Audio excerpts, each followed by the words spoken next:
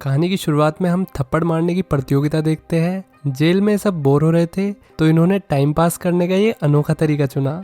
जो भी थप्पड़ मार प्रतियोगिता में जीतेगा उसे सुदर्शन चक्र पुरस्कार से असम्मानित किया जाएगा। ये सुनते ही हम फर्स्ट करते हुए डोंगसू सबसे आगे आ पहुंचा। डोंगसू को देख के लग रहा है कि आम का सीजन आ गया है, वो भी चुसे हुए आम का। लेकिन दोस्तों, जैसा दिखता है बिल्कुल वैसा ही होता है, ऐसा डोंगसू से दूसरे भाई साहब को लगा। लेकिन डोंगसू चुसा हुआ आम नहीं था बल्कि छिला हुआ केला था। चीटिंग करके डोंगसू ये खेल जीत गया। चीटिंग के चलते जेल में हल्ला मच गया। सब लोग डोंगसू पर चढ़ गए। दूर बैठा पार्क भी ये सब नोटिस कर रहा था। डोंगसू किसी के हाथ ना आए और जिसके हाथ आए उसे 2-4 हाथ दे जाए। उसकी फाइटिंग स्किल्स कमाल की थी। उसे देखकर लग रहा था जैसे वो BTS का सिंगर हो, लेकिन वो तो एक कमाल का फाइटर निकला। इसी के साथ द गुड सिनेमा पेश करते हैं द मर्सीलेस। अब पुलिस ने फाइट तो रुकवा दी, लेकिन डोंगसू यहाँ के मेन बदमाश पार्क की नज़र में आ गया। पार्क यहाँ का बदमाश था और सिगरेट से लेके वीड तक का सारा धंधा जेल में वही संभालता था। कई पुलिस वालों से उसकी बातचीत भी थी, इसलिए यहाँ उसके सारे काम आसानी से हो जाते थे। यहाँ तक कि जेल की किचन पर भी पार्क का ही कब्जा था। वो और उसके दोस्त किचन में वीड का प्रोडक्शन करते थे। लेकिन एक दिन ये सब बदल गया जब जेल में दूसरा डॉन आया जिसका नाम था छंगा। छंगे ने जेल में आते ही पार्क की जगह ले ली। अब छंगा ही सिगरेट और वीड के बिजनेस को चला रहा था। यहाँ तक कि जेल के किचन पर भी छंगे का कब्जा हो गया और पुलिस वाले भी अब पार्क की जगह छंगे को सपोर्ट कर रहे थे। ये सब इसलिए हुआ क्योंकि छंगा मोटी पार्टी था और वो पुलिस वालों को पार्क से ज़्यादा पैसे खिला रहा था। पार्क ने छंगे से सौदा भी करने की कोशिश की। उसने कहा कि सिगरेट और वीड का बिजनेस उसके पास ही रहने दे, जिसके बदले वो छंगे को प्रॉफिट का 50% देगा। लेकिन छंगे ने उसका ऑफर ठुकरा दिया, जिसके चलते पार्क ने खुलेआम छंगे के खिलाफ जंग का ऐलान कर दिया। तभी पार्क की लुगाई ने बताया, हाँ लुगाई की तरह ही बता रहा है कान में, उसने बताया कि उसके आदमियों को पुलिस वालों ने पकड़ लिया है। यार, जेल के अंदर भी पकड़े जा रहे हैं लोग, कितने बड़े नूब है। हालांकि पार्क ने मैटर को सॉर्ट आउट करने की कोशिश की, मगर मैटर सॉर्ट नहीं हो सकता था क्योंकि उसके आदमियों को और किसी ने नहीं बल्कि छंगे ने पकड़वाया है। और पुलिस वाले तो छंगे की बात मानेंगे क्योंकि छंगा उनका बाप वो ज़्यादा पैसे खिला रहा था। पार्क ने पुलिस वालों से कहा कि वे उसके साथ अच्छा नहीं कर रहे। ये सुनते ही पुलिस वाले ने उसे प्रसाद दे दिया और उसे आइसोलेशन वार्ड में डाल दिया। एक ऐसा वार्ड जहाँ बंदा हफ्ते भर के लिए अकेले होता है, बिल्कुल अंधेरे में। अब पार्क की कोई औकात नहीं बची थी। उसके आइसोलेशन वार्ड में जाने के बाद इस जेल का सबसे बड़ा बदमाश वन एंड ओनली छंगा बन गया। फिर आइसोलेशन से निकलने के बाद पार्क डोंगसू के सामने से गुजर रहा था। तभी डोंगसू की नज़र छंगे के बंदे पे गई जो पार्क को मारने जा रहा था। तभी डोंगसू ने सही वक्त पर आकर छंगे के बंदे को रोक दिया। इसके बाद डोंगसू पार्क से मिलने उसके सेल में जाता है तो पार्क ने उसे उसकी जान बचाने के लिए सिगरेट का एक पैकेट दिया। अब डोंगसू ने पार्क को कुछ आइडियाज़ दिए ताकि वो फिर से जेल में अपना दबदबा कायम कर सके।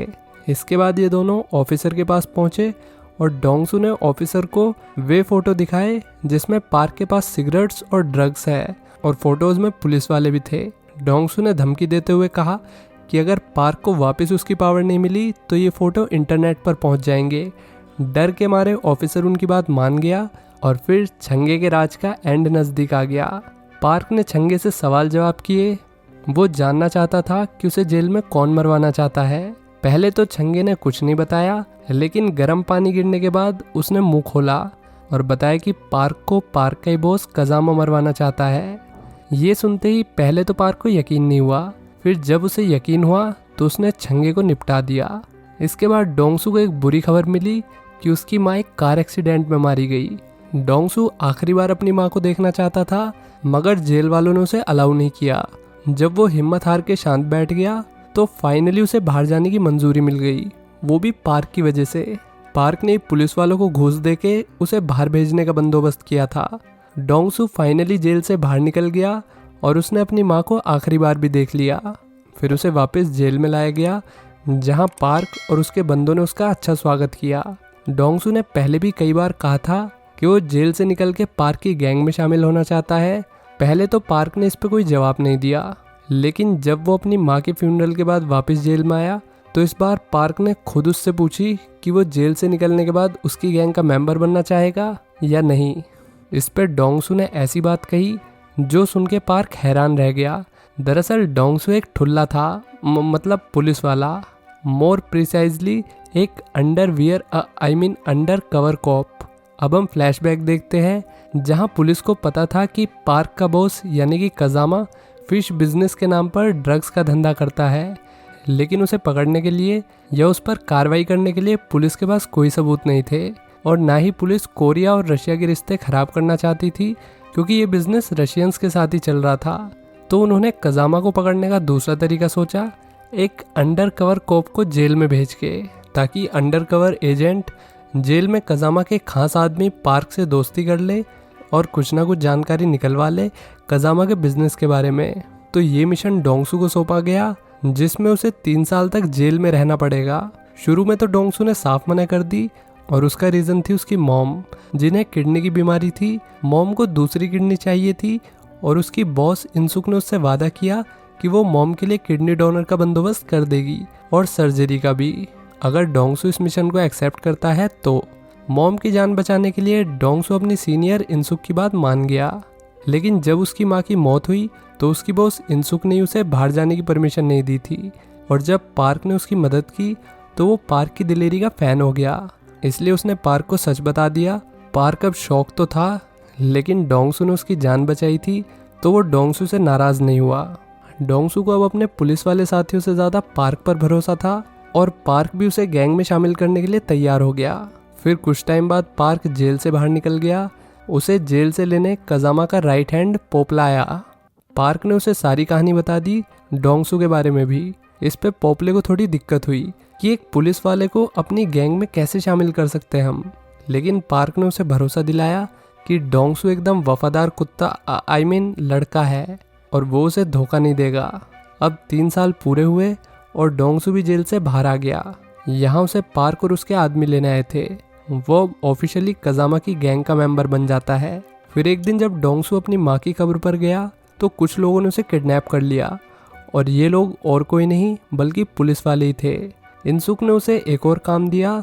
जल्दी गैंगस्टर्स ड्रग डील करने वाले थे, और डोंगसू को इस डील की जानकारी इंसुक को देनी थी। डोंगसू हैरान था कि इन्हें कैसे पता चल गया कि वो इस वक्त कहाँ पर है, तो उसका ध्यान अपनी घड़ी पर गया। पुलिस वालों ने उसकी घड़ी में ट्रैकर लगा रखा था, इसलिए डोंगसू ने उस घड़ी को डिस्ट्रॉय कर दिया। फिर एक दिन डोंगसू और पार्क एक ड्रग डील के लिए गए। डोंगसू बीच मीटिंग में से ही बाहर आ गया, और बाहर वो अपने पुलिस वाले दोस्त से मिलने आया था, जो उसके लिए नई घड़ी लाया ट्रैक करने के लिए, लेकिन डोंगसू ने वो घड़ी नहीं ली। तभी वहाँ पार्क आ गया, और डोंगसू ने अपने पुलिस वाले साथी को घूसा मार दिया ताकि पार्क को उस पर शक ना हो। हालांकि पार्क ने फिर भी अच्छे से उसकी चेकिंग की, लेकिन उसे कुछ नहीं मिला। डोंगसू ने उसे बता दिया कि उसका दोस्त एक ट्रैकिंग डिवाइस लाया था, मगर उसने वो नहीं लिया। ये एक बड़ी डील थी, लगभग 50 किलो ड्रग्स की, और पुलिस डोंगसू की बताई हुई लोकेशन पर पहुंच भी गई। लेकिन ये तो सिर्फ पुलिस को भटकाने की एक चाल थी, असली डीलिंग तो कहीं और हो रही थी। फिर हमें पता चलता है कि ड्रग्स को सप्लाई करने का ये आइडिया खुद डोंगसू का था, क्योंकि पुलिस ने उसकी माँ का ध्यान नहीं रखा, और ना ही वो अब तक उस इंसान को ढूंढ पाए जिसने वो कार एक्सीडेंट किया था। इसलिए डोंगसू अब पूरी तरीके से कजामा और पार्क के लिए काम कर रहा था। इसी बात पे कजामा ने चीयर्स किया, लेकिन वो नहीं जानता कि पार्क उसे मारने की प्लानिंग कर रहा है। कजामा को मारकर पार्कर इस गैंग का सबसे बड़ा गैंगस्टर बॉस बन गया, और पोपला भी इस चीज़ में उसके साथ था। डोंगसू ने वापस पुलिस के पास जाने से पहले पार्क से खुद को शूट कराया ताकि पुलिस उस पर शक ना करे। फिर इंसुक ने डोंगसू को वो सीसीटीवी फुटेज दिखाई जिसमें उसकी माँ को मारने वाला शख्स दिख रहा था, और वो कोई और नहीं बल्कि पार्क ही है। अब हम फ्लैशबैक देखते हैं जहाँ पर पार्क को पहले से ही पता था कि डोंगसू एक पुलिस वाला है, और ये बात पार्क को पोपले ने बताई थी। इसलिए ही पार्क ने डोंगसू की माँ को मरवाया ताकि वो उसकी मदद करके उसका भरोसा जीत सके। इसके बाद डोंगसू ने पार्क को फंसाने के लिए एक कहानी बनाई कि कोई है जो जानता है कि वो पुलिस वाला है, और वो पार्क को फंसाना चाहता है।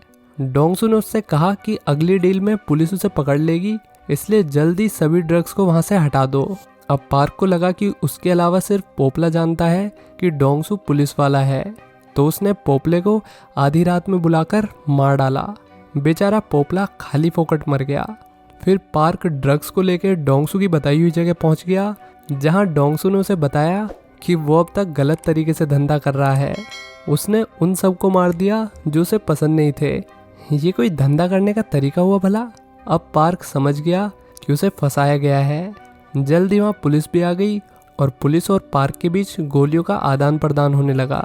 आखिर में पार्क के पास मौका था कि वो डोंगसू को मार दे, लेकिन उसने ऐसा नहीं किया और ना ही डोंगसू ने उसे मारा। फिर जब पार्क यहाँ से बाहर निकला तो इंसू ने उसे गाड़ी से उड़ा दिया। फिर इंसुक ने फटाफट उसकी कार की चाबी ली और ड्रग्स को चेक करने पहुंच गई। ड्रग्स कार में रखे हुए थे। उसी वक्त डोंगसू वहां गया और उसने इंसुक को गोली मार दी। और फिर वो पार्क के पास आया और जिस बंदूक से उसने इंसुक को मारा वो बंदूक पार्क को थमा दी और फिर पार्क को उसकी नाक टाइटली कवर करके मार डाला। डोंगसू अकेला बचा था जो इस सब में सरवाइव कर पाया। आखिर में वो आसमान को देख रहा होता है, तभी कबूतर उस पर हक के चला गया। इसी मोमेंट पर ये मूवी यहीं ख़त्म हो जाती है। अब देखते हैं आज के शाउट आउट्स। एहसान करीम कह रहे हैं कि respect for TGC, he deserve Russian. भाई आपके रेस्पेक्ट करने का तरीका काफ़ी कैजुअल है। एटैक स्टार को एक्सप्लेनेशन पसंद आई, हाई टेबल को भी एक्सप्लेनेशन बढ़िया लगी। जय देशमुख को एक्सप्लेन करने का तरीका एकदम फायर लगा। यूज़र कह रहे हैं कि 2 मूवी से एक्सप्लेनेशन में सिर्फ मोमोज देख रहा हूँ। भाई के लिए आज मैं एक और मोमोज ले आया। TRM शॉर्ट्स ने मोरल पकड़ा है वीडियो का कि नाली से शुरू नहीं करना, नहीं तो नाली पे ही ख़त्म करना पड़ेगा। इस पे नकीब ने बड़ा बढ़िया कमेंट किया था। सॉरी मैं आपका SS नहीं ले पाया। नकीब ने कमेंट किया कि दारू के ठेके से शुरू करो ताकि वहीं पहुंच जाओ वापस। वैसे मजाक से हटके बात एकदम सच है। जो दारू के ठेके से शुरू करते हैं वे एट द एंड ठेके पे रह जाते हैं।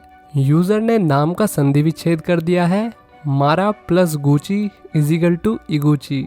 शॉर्ट्स ट्यूब ने अपने तीनों अकाउंट से सब्सक्राइब कर दिया, थैंक यू भाई। और ये रहे बाकी के कमेंट्स। चलिए आज के लिए इतना ही, मिलते हैं नेक्स्ट वीडियो में। Till then take care, bye bye.